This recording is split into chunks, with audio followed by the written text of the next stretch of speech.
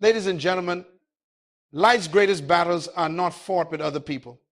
They are fought within the silent chambers of your own soul. The fiercest war you will ever face is not the conflict between you and another, but the war between your peace and your panic, between your confidence and your confusion, between your identity and your insecurity. Every day, every moment, a war is being fought not outside of you, but inside your mind. And until you win that battle within, every victory outside will feel temporary. The storms of life do not destroy ships because of the water around them. They sink when the water gets inside. And so it is with the human spirit. It is not what happens to you that destroys you, but what you allow to enter you. Today, I want to talk to you about one of the most painful yet most revealing moments in life. The moment when someone pulls away from you. When someone you trusted becomes distant. When the warmth turns cold. When connection becomes silence. And I want to show you that this moment, this painful separation, is not always rejection. It is often revelation. Because how you respond when others withdraw reveals the condition of your own heart. It exposes whether you are led by purpose or by emotion, by conviction or by confusion. The truth is this: when people pull away, you are being tested not in your ability to chase them, but in your ability to lead yourself. The greatest form of leadership is self-leadership. And the first domain of leadership is your inner world. You cannot govern others until you can govern yourself. You cannot influence peace until you have mastered your own. Dominion begins not with territory, not with titles, not with crowds. It begins in the private discipline of your mind. If your emotions control you, you have no authority in life. If people can trigger you, silence you, or steer your joy, you are not leading, you are being led. You are being ruled by reaction instead of guided by revelation. You see, true freedom is not the absence of people who hurt you.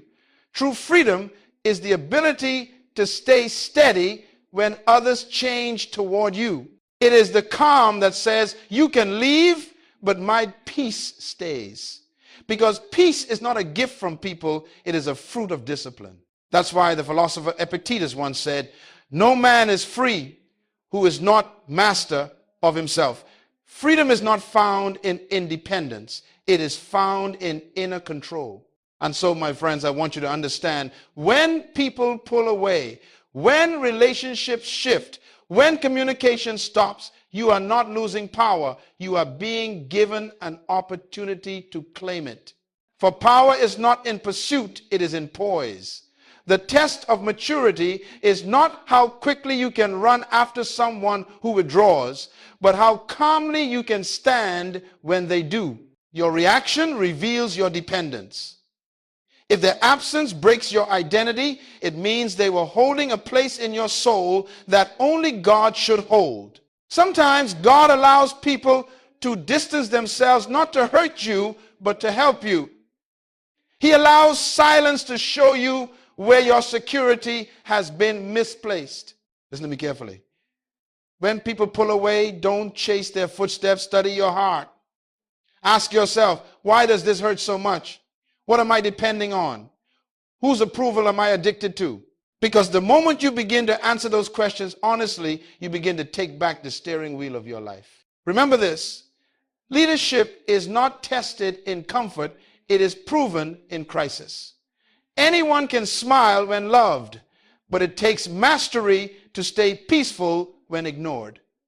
The calm mind is not weakness, it is wisdom. For only those who have mastered their emotions can manage their destiny. So today, I invite you to shift your focus. Stop trying to control people and start mastering your peace. Because until you master yourself, every relationship will become a reflection of your chaos. But when you find peace within, every situation becomes an opportunity to demonstrate power. This is where true dominion begins. not over the world, not over others, but over yourself. And in this teaching, we will learn how to do exactly that. How to stay calm when others retreat, how to keep your power when people withdraw, how to lead your emotions instead of letting them lead you. Because the greatest victory you will ever win is victory over yourself.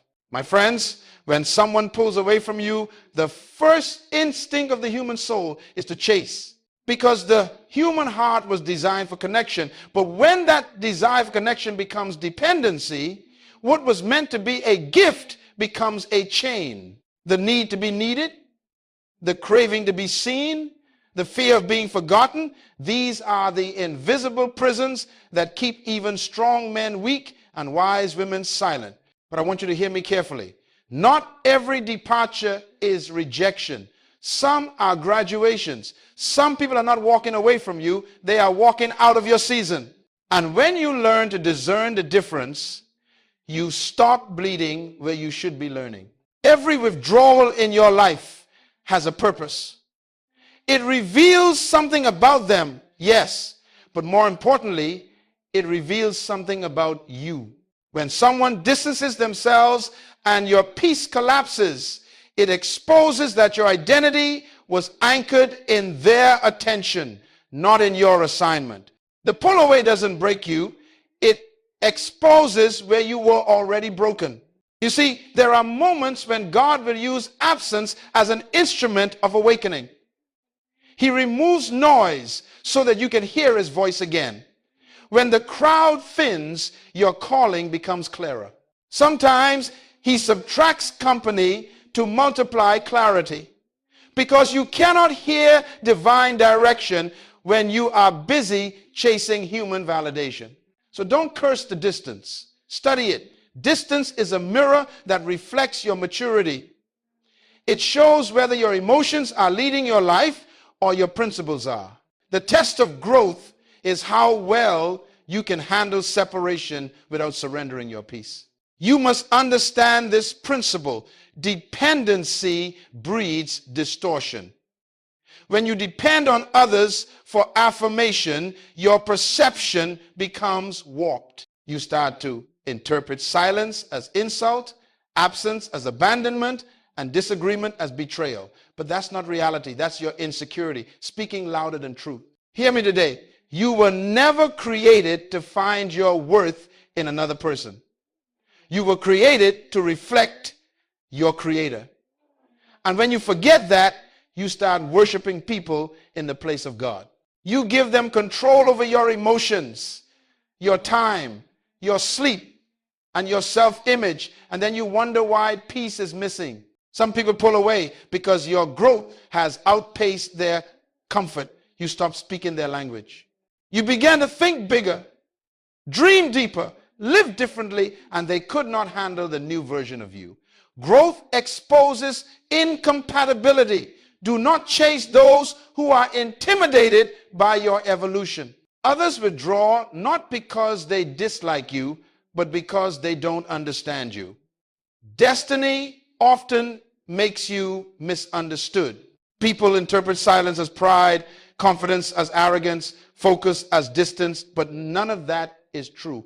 You are simply realigning to purpose. So stop mourning what left. You cannot enter your future holding on to yesterday's comfort.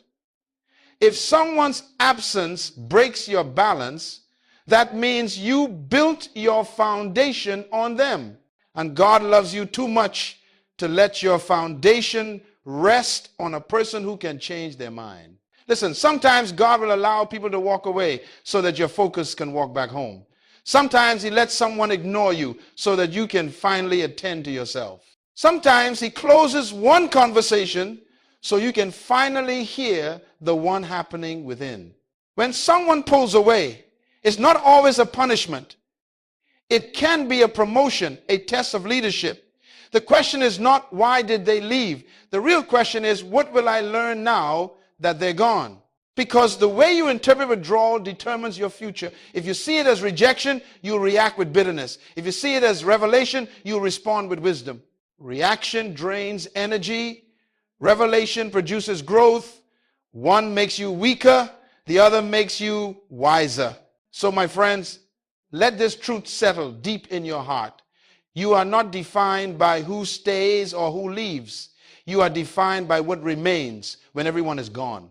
If your peace, your purpose, your discipline, and your faith remain, then you have lost nothing. Because the presence of peace is more valuable than the presence of people. So when they pull away, stay calm. Don't run. Don't beg. Don't panic. Let silence speak. Let distance do its work. Because sometimes what looks like loss is the very thing preserving your leadership. And when you learn this truth, you will never again fear who leaves, because you'll know that what's meant for you cannot walk away from you. And that, my friends, is the beginning of mastery, not over relationships, but over yourself. My friends, before you ever attach yourself to anyone, before you give your loyalty, your trust, your energy, you must first know who you are. Because if you do not know your identity, every relationship will become an experiment in confusion. You will keep searching for yourself in the reflections of others who are just as lost as you are. Listen carefully. When you do not define who you are, people will define it for you.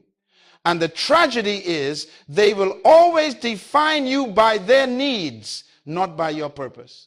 If you allow others to write your worth, you will live your life editing their opinions instead of fulfilling your mission. So when you attach before identity, you build connection on emptiness. You begin to demand from people what only clarity can provide. You want them to give you meaning. You want them to give you direction. You want them to give you peace. But they cannot give what they do not own. People can affirm you for a moment, but only truth can anchor you forever. You were never created to perform for acceptance. You were created to express your assignment. That is why your value does not decrease when people stop applauding. The applause never made you valuable. It only revealed who could recognize your value. Remember this principle. When purpose is not known, abuse is inevitable. Drifting hearts are always in danger of misuse. When you don't know your purpose, you'll tolerate anything that promises belonging. You'll call manipulation love. You'll call distraction destiny. You'll call attention affection. But none of it is real. It's counterfeit comfort. You cannot build meaningful connection from confusion.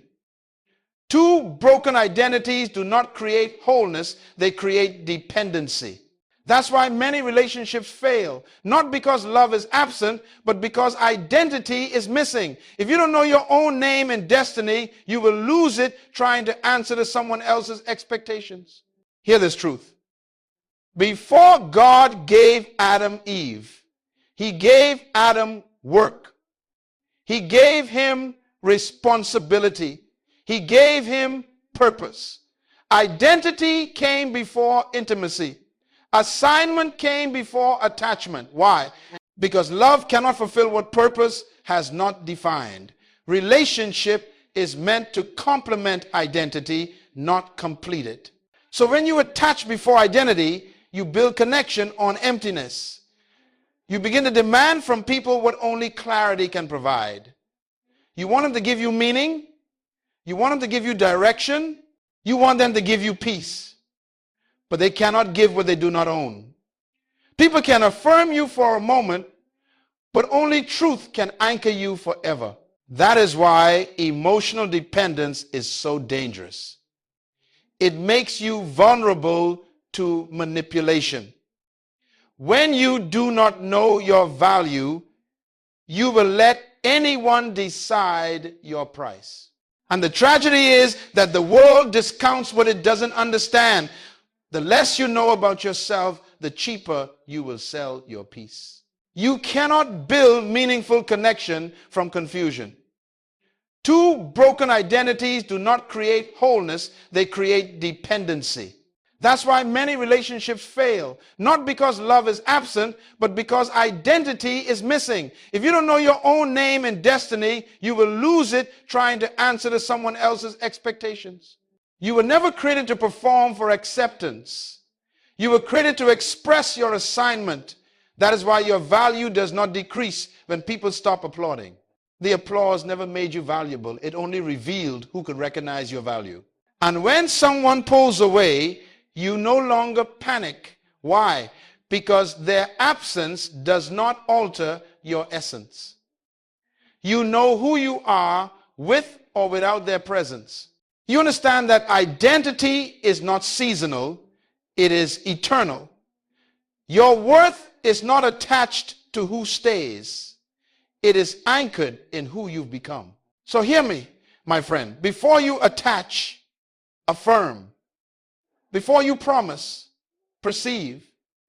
Before you commit, confirm. Make sure that the you entering the relationship is complete, not searching for completion. Because the greatest gift you can bring into any connection is not your attention, it is your wholeness. When you know who you are, you can love without losing yourself. You can give without becoming empty. You can walk away without feeling broken. Because your identity is not up for negotiation. It is the foundation of your dominion. Never forget this. Attachment without identity is bondage. But identity before attachment is freedom. When you are grounded in who you are, rejection becomes redirection and loneliness becomes leadership. You are no longer seeking worth. You are walking in it. That is the power of self-knowledge. That is the beginning of emotional dominion. And that is where peace truly begins. Not in another's arms, but in your own awareness of purpose. When you know who you are, you can love without losing yourself. You can give without becoming empty. You can walk away without feeling broken. Because your identity is not up for negotiation. It is the foundation of your dominion. That is the power of self-knowledge. That is the beginning of emotional dominion. And that is where peace truly begins. Not in another's arms, but in your own awareness of purpose. Let me tell you something. Your reaction reveals your ruler. If anger rules you, anger will speak for you. If fear rules you, fear will make your decisions. But if wisdom rules you, peace will answer every storm.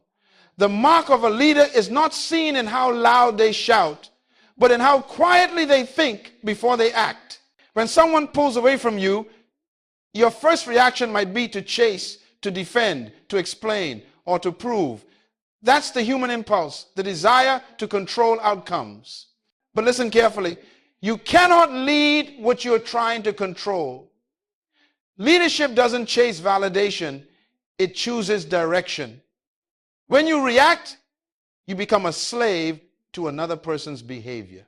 But when you respond, you remain master of your own. The wisest man once said, "He who is slow to anger is better than the mighty, and he who rules his spirit is greater than he who conquers a city." You see, anyone can conquer a city, but not everyone can conquer themselves. Emotional control is greater than physical strength, because when you can control what happens in you, what happens around you can no longer destroy you. Let me explain it this way. Your emotions are like horses, powerful, passionate, full of potential, but without training, they'll throw you off course. You must learn to bridle them, to guide them, to make them serve your purpose instead of sabotage your peace. Emotions are wonderful servants, but terrible masters. Reaction is a servant to circumstances. Response is a servant to purpose. The person who reacts lives from the outside in, always waiting for life to decide how they feel. But the person who responds lives from the inside out, deciding how to feel before life even speaks. That is why the calm person is not weak. They are strategic. The stillness of a disciplined mind is not silence of emotion. It is the control of energy. The calm mind is power under authority. It is strength that refuses to waste itself in noise. Look at nature. The eagle doesn't waste energy chasing the crows that peck at it. It simply rises higher. The higher it flies, the thinner the air becomes, and the crows can't follow. That's the secret of self-control.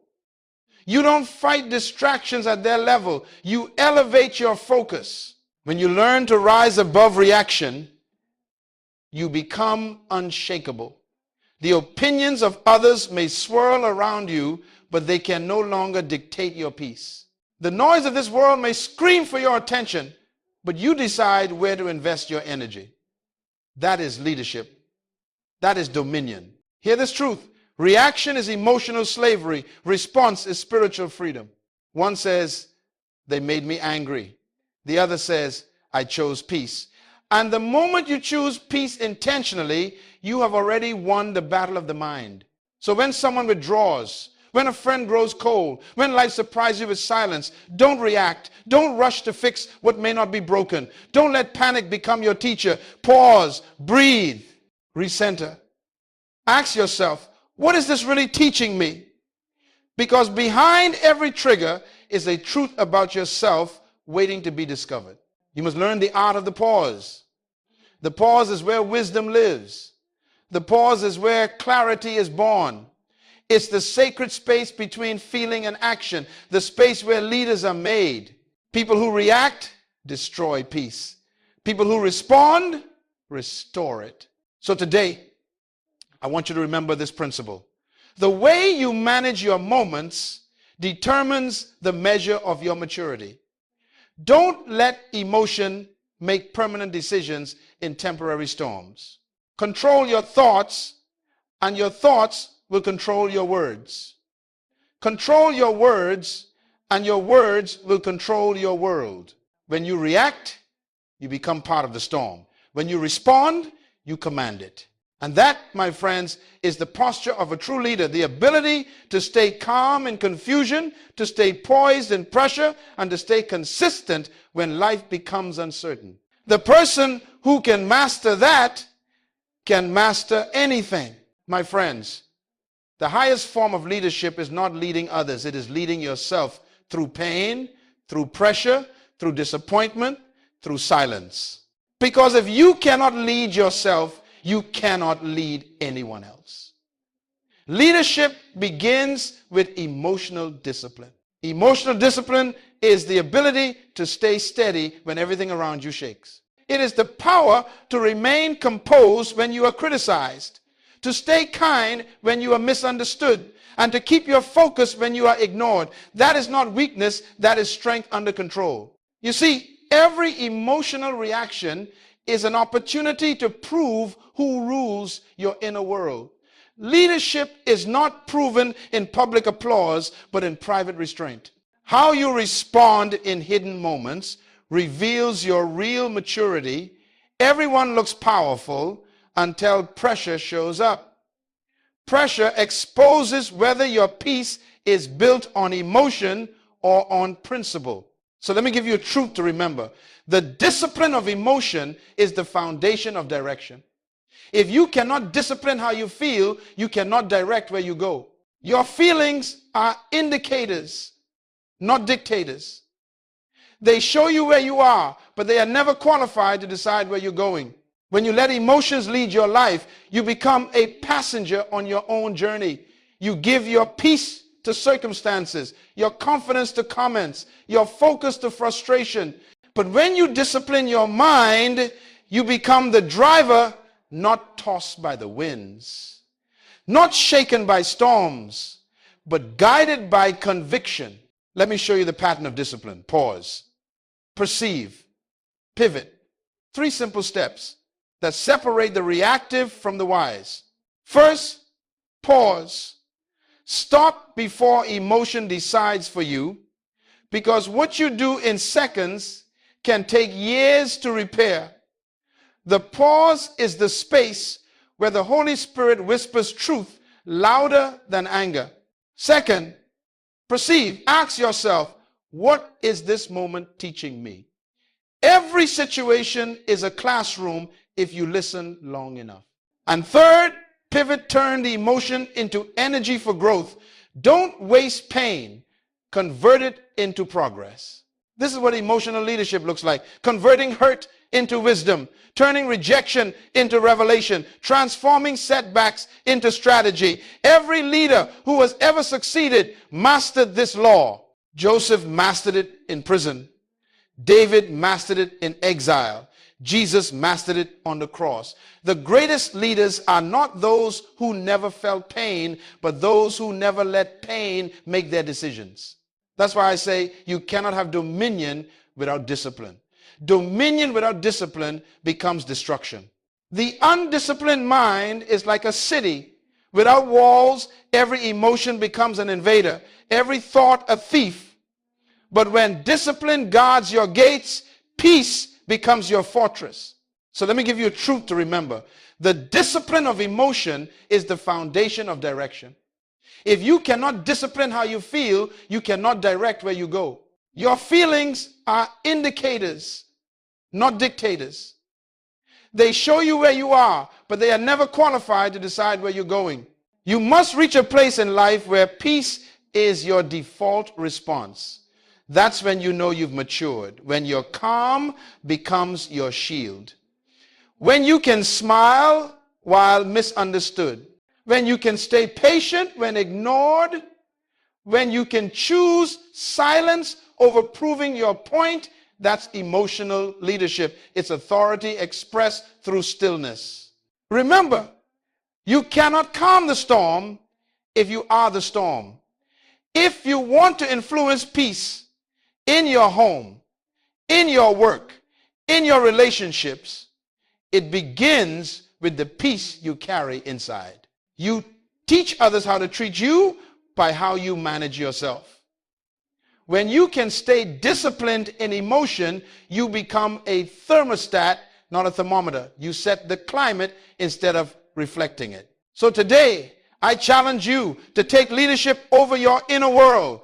Guard it, guide it, govern it.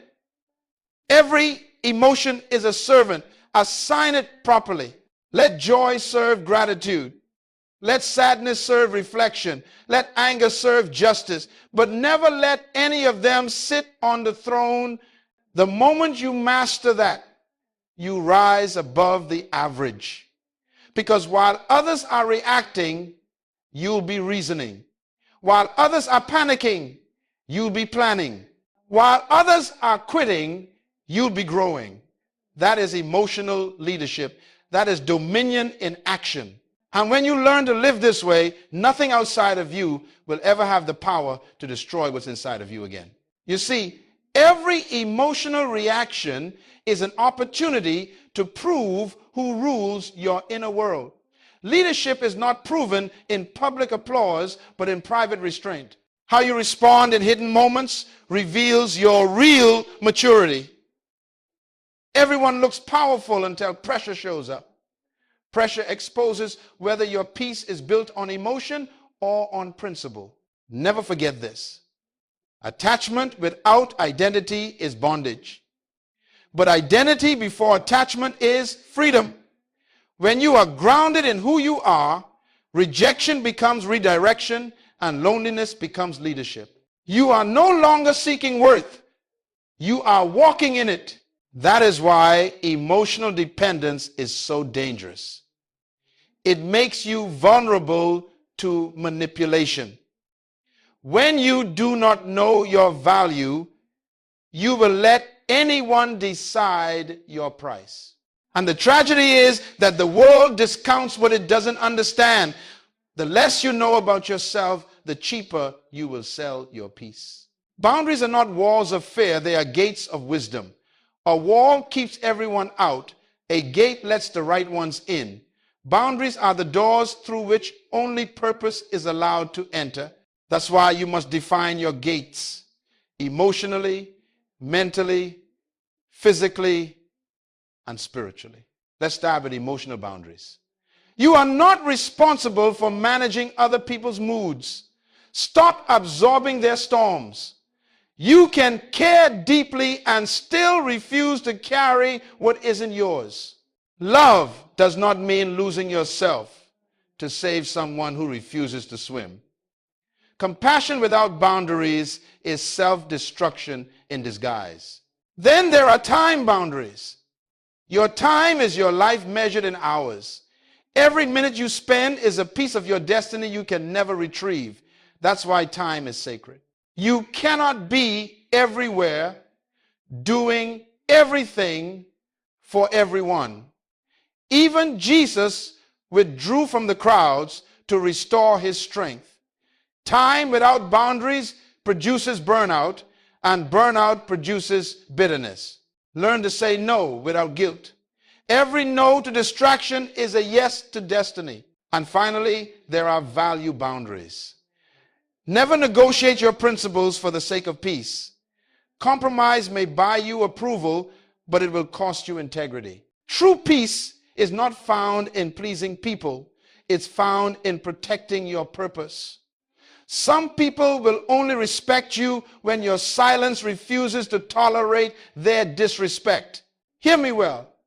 Boundaries are not selfish. They are strategic. They are how wise people stay effective, how leaders stay focused, how lovers stay healthy. Boundaries preserve capacity. You cannot pour into others when your cup is cracked.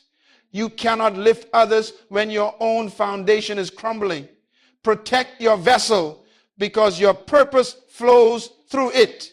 The book of Proverbs says, guard your heart, for out of it flow the issues of life. Guarding your heart is not isolation, it's insulation. It's protecting your peace from pollution. It's deciding what energy you allow into your environment, what words you allow into your spirit, what habits you allow into your days. Because everything you tolerate, you train. If you allow chaos to keep knocking, eventually it will move in. If you allow disrespect to repeat itself, eventually it becomes normal. But when you set boundaries, you reintroduce order into your life. You reclaim your identity, you restore your confidence, and you rediscover your direction. Boundaries are not about control, they are about stewardship. God entrusted you with a life, a mind, a body, and a destiny. Boundaries are how you manage those gifts.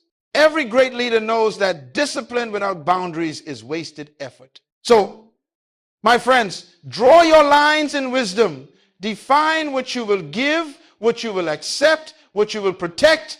And remember this, boundaries do not push people away. They attract the right ones. Because those who truly value you will never be offended by your standards. They will honor them. If you allow chaos to keep knocking, eventually it will move in. If you allow disrespect to repeat itself, eventually it becomes normal. But when you set boundaries, you reintroduce order into your life. You reclaim your identity, you restore your confidence, and you rediscover your direction. So learn to speak the language of self-respect, the language called no. Because every no built on principle becomes an invitation for peace to enter. Boundaries are not the end of love. They are the beginning of self-leadership. And self-leadership, my friends, is the true definition of dominion. My friends, let me tell you something that will set you free. Rejection is not the end of your story. It is the refining of your soul. What you call rejection, heaven often calls redirection. What you perceive as loss is sometimes the classroom of transformation. You see, life is not only measured by what you receive, but by what you can release. There are moments when God allows doors to close, not to punish you, but to position you. Because the truth is, if every person stayed, if every plan succeeded, and if every path remained open, you would never grow beyond your comfort. Rejection, my friends, is often the fire that purifies your motives. It burns away the false attachments, the hidden insecurities, the silent dependencies you didn't even know you had. It's the storm that strips the tree so that only what's rooted remains. When people walk away, when opportunities dry up, when silence replaces applause, it is not the death of destiny, it is the revealing of strength. Hear this carefully. You cannot be refined without fire. Gold is not made pure by comfort, it's made pure by heat. Diamonds are not formed in light, they are forged under pressure. And your character is not proven by approval, it's proven in rejection. The very pain you try to avoid is often the tool God uses to shape you. So instead of asking, why did they leave? Ask, what is this teaching me? Instead of saying, why me? Say, what is this making me?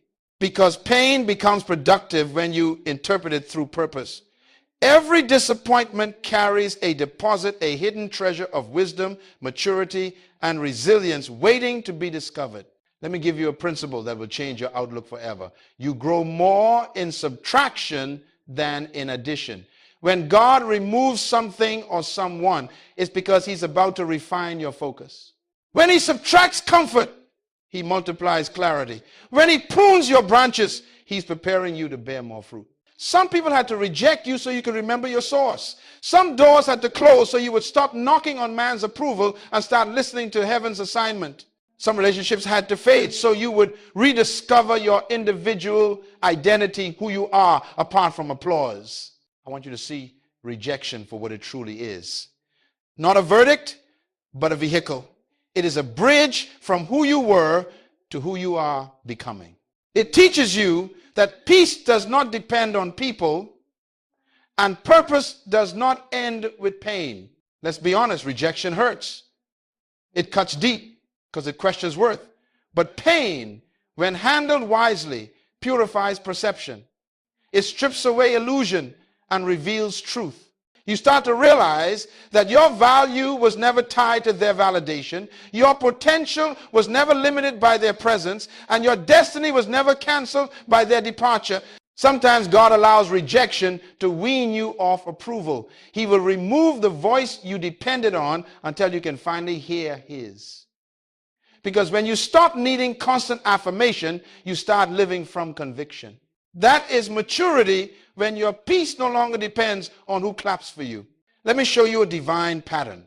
Pain leads to reflection. You pause, you ask, you grow. Reflection leads to revelation. You see yourself differently. You see purpose more clearly. Revelation leads to redirection. You adjust your steps, guided by wisdom instead of wounds.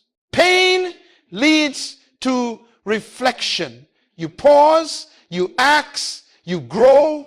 So don't mourn forever what walked away. Sometimes what left was never meant to stay. It was meant to teach. Every departure that hurts is an invitation to heal deeper. Every no that crushed you was preparing you for a yes that fits you. When you understand that, you begin to thank God for closed doors. You realize that rejection didn't ruin you, it refined you. It exposed who was temporary and revealed who was true. It burned away dependency and birthed discernment. It replaced confusion with clarity and weakness with wisdom. And the truth, my friends, is this. What God removes, he replaces with something stronger, sometimes not in people, but in perspective. Because once your mind is renewed, your entire life will rise to match it. Revelation leads to redirection. You adjust your steps, guided by wisdom instead of wounds. So stop calling it rejection. Call it refinement. Call it training. Call it growth. Because that's what it truly is. The divine process of preparing you for what's next.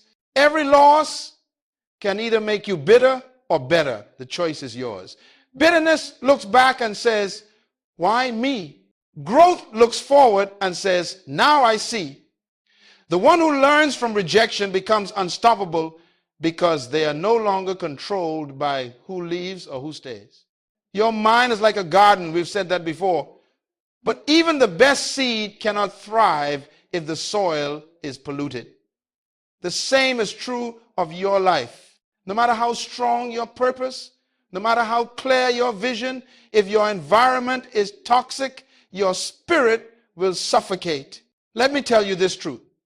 Your surroundings are silently programming your future. Every sound you listen to, every conversation you entertain, every habit you tolerate, they are all sculpting who you are becoming. The voices around you eventually become the voices within you. That's why you must choose your company with caution, because association determines acceleration. The law of the environment is simple. Whatever you repeatedly expose yourself to, you eventually replicate. If you spend time with complainers, you'll begin to complain. If you surround yourself with dreamers, you'll begin to dream. Influence is contagious, good or bad. You become the average of the 5 people you spend the most time with, not just in income, but in attitude, vision, and discipline. My friends, let me teach you one of the greatest secrets of success and stability. Your environment shapes your evolution. You will never rise higher than the atmosphere you choose to breathe in. You cannot plant the seed of greatness in the soil of mediocrity and expect a harvest of excellence. Sometimes God cannot promote you until you relocate, not always geographically, but mentally, emotionally, and socially.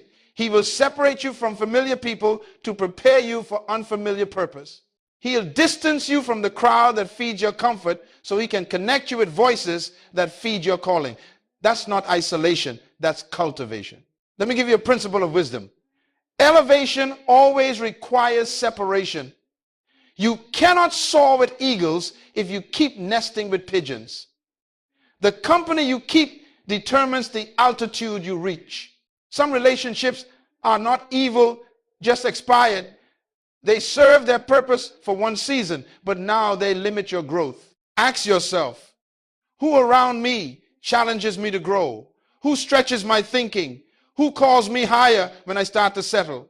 If everyone in your circle agrees with your weakness, you are in the wrong circle. Real friends won't let you shrink to stay comfortable. They'll confront you to become better. Some of you are struggling not because your dream is wrong, but because your environment is, you're trying to grow in a place that rewards comfort and criticizes ambition.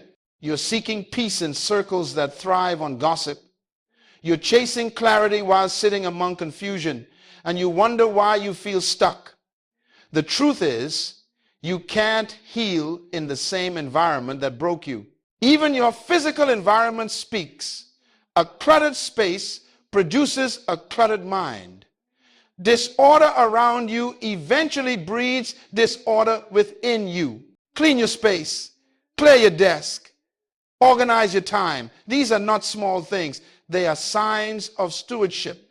Excellence in the visible reflects excellence in the invisible. Understand this. You are not just a product of your environment. You are also a designer of it. You can choose where you spend your time, who you share your energy with, and what atmosphere you cultivate. If peace is absent, create it. If positivity is missing, speak it. You have authority to set the temperature of your surroundings. Sometimes the greatest act of faith is to leave the familiar for the fruitful, to step away from comfort zones that feel safe but keep you small. Growth is uncomfortable, but stagnation is fatal. God cannot fill a space that is already full of noise.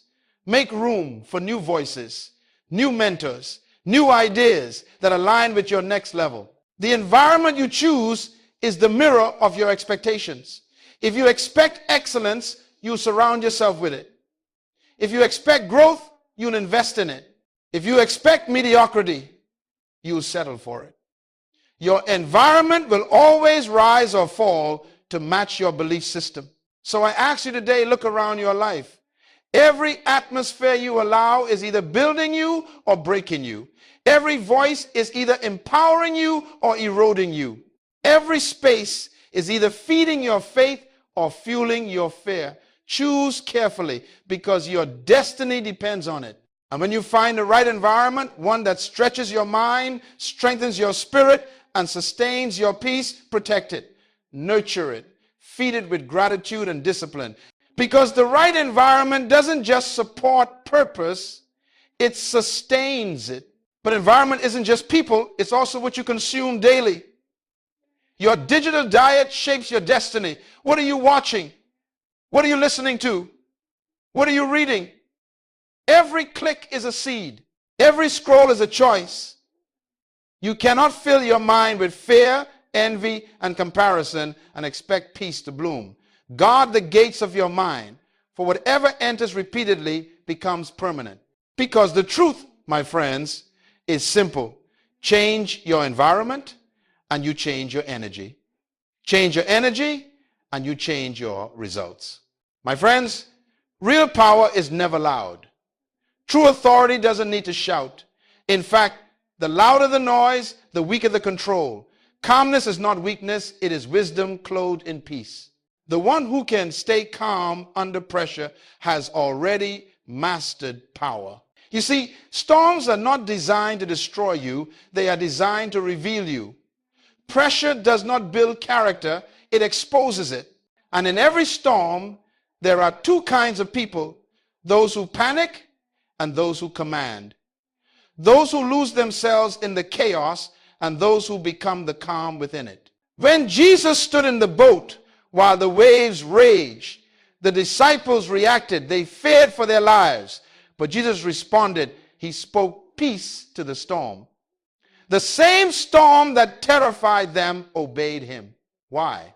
Because you cannot command what you resemble. He was calm, and so the storm recognized his nature. You cannot speak peace to what still controls you. That is the law of calm power. The moment you become still inside, everything outside starts to fall into order. The storm loses its grip the moment it can no longer move you. Calmness is not the absence of motion, it is the mastery of emotion. Many people mistake busyness for effectiveness. They think movement means progress. But the calm person understands movement without direction is chaos. When you are calm, you can see clearly, you can hear accurately, and you can decide wisely. The calm mind is the throne of leadership. When you lose your peace, you lose your perception. Anxiety blinds your vision. Fear blocks revelation. But calmness clears the fog so that wisdom can speak. When your mind is quiet, truth becomes loud. When your heart is still, direction becomes clear. So hear me. Never let someone else's storm pull you out of your peace. The moment you allow their chaos to dictate your calm, you surrender control.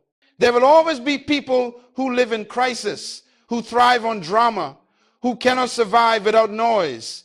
But you are not called to join their storm. You are called to bring stillness to it. The calm person carries silent confidence, the kind that doesn't argue, doesn't compete, doesn't rush to prove anything. Calmness doesn't chase validation because it already possesses assurance. When you are calm, you are clear. And clarity is the foundation of authority. Let me give you a principle that every leader must master. You can't solve a problem at the level of emotion that created it. If you stay angry, you'll make angry decisions. If you stay afraid, you'll make small ones. Calmness elevates you above the problem so you can see the solution. Think of calmness as your internal thermostat. The world around you may heat up with stress and pressure, but you decide the temperature of your response. Power is not in control of others, it is in control of yourself. When you can command your own peace, you already lead everything around you. So practice calm as a daily discipline. Each morning, before the world reaches for your attention, reach for your center. Start your day not with panic, but with perspective. Choose gratitude over grievance, prayer over pressure, and clarity over confusion, because the day cannot control a person who has already chosen peace. This is why the calm mind always wins. While others are drowning in reaction, the calm person is walking on revelation. While others waste time proving, the calm person is progressing. While others are overwhelmed by the storm, the calm person is steering the ship. Hear this truth and never forget it. Stillness is strength and peace is power. The world respects the voice that remains steady when others shake. Calmness is not passive. It is the highest expression of authority. It is the posture of someone who knows who they are, where they are going, and who sent them. When you master the law of calm power, you begin to live above manipulation. People can no longer provoke you. Problems can no longer paralyze you. Pressure can no longer possess you. You walk into rooms not to dominate, but to demonstrate peace, and peace itself becomes your influence. So remember this, my friends. Storms are temporary, but character is eternal. The goal is not to avoid storms, it's to learn to sleep through them. Because peace is not found in the absence of trouble. It's found in the presence of mastery. And the calm mind is the crown of a king. My friends, by now you understand that life is not about controlling what happens to you. It's about mastering how you interpret it. Because the difference between reaction and revelation is the difference between staying wounded and walking in wisdom.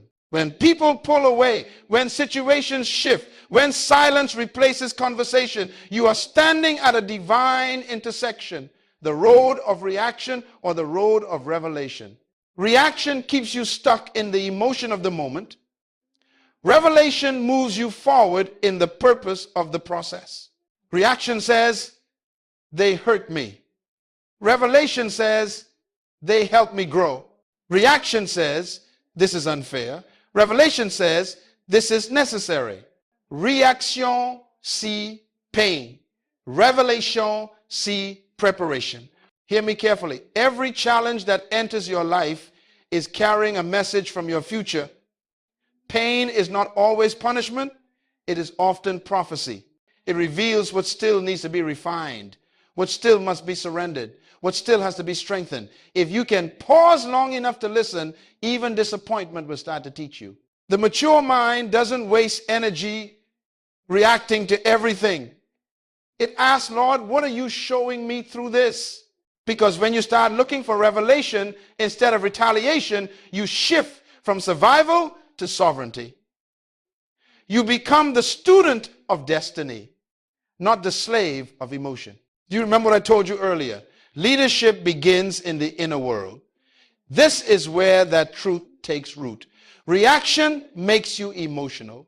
Revelation makes you intentional. Reaction consumes your energy. Revelation channels it. Reaction looks outward. Revelation looks inward and upward. The moment you stop reacting, you reclaim direction. Because as long as you're reacting, someone else is writing your story.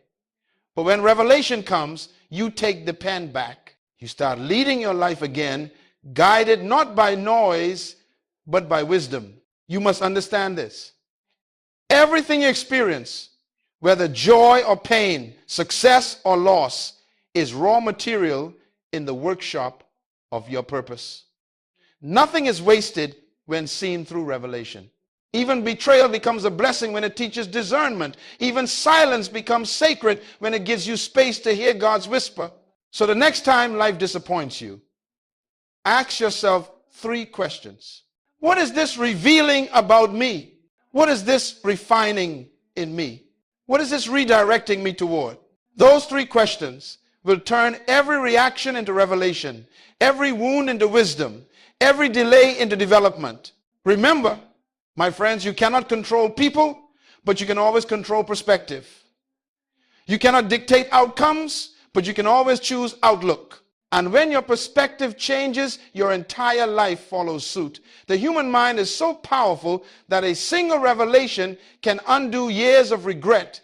Some of you have spent too long reacting to the past. It's time to rise and redeem it. Stop rehearsing what hurt you and start extracting what it taught you. Because reaction changed you to yesterday, but revelation opens the door to tomorrow. Do not waste your pain. Use it. Do not curse your confusion. Question it. Do not fear your solitude. Fill it with wisdom. The quiet seasons of your life are not empty. They are pregnant with revelation. God often hides his greatest lessons in which you least expected to learn from. You must understand that revelation always transforms identity. Once you see differently, you live differently. Once you realize that the storm was sent to strengthen your sails, you stop cursing the wind. Once you see that rejection was redirection, you stop mourning who left. Once you realize that pain refined you, you stop resenting it. That's how mature minds live, not as victims of emotion, but as stewards of revelation. They no longer say, look what happened to me, but look what happened for me. They no longer chase closure from people. They find clarity from purpose. So today, I say to you, stop reacting and start revealing.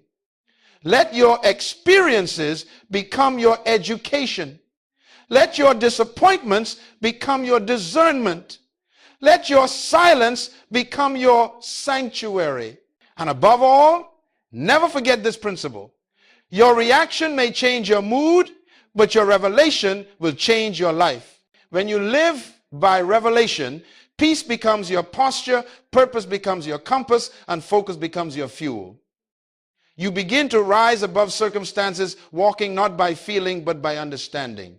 You no longer just survive life, you interpret it, master it, and transform through it. So, practice calm as a daily discipline. Each morning, before the world reaches for your attention, reach for your center. Start your day not with panic, but with perspective.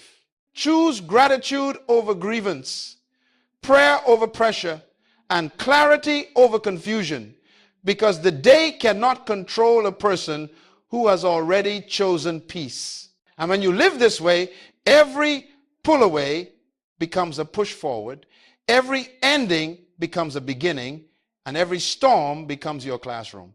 Because the greatest power in life is not to control events, but to perceive purpose in them. So as we close this message, remember this forever. When you stop reacting, you start reigning.